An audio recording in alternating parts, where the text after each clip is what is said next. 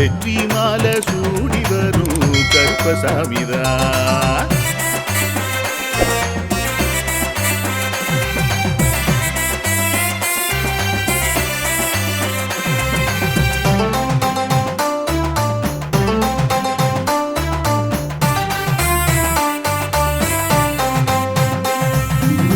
ராமரோட பரம்பரை தானே புளியரை கருப்பசாமி.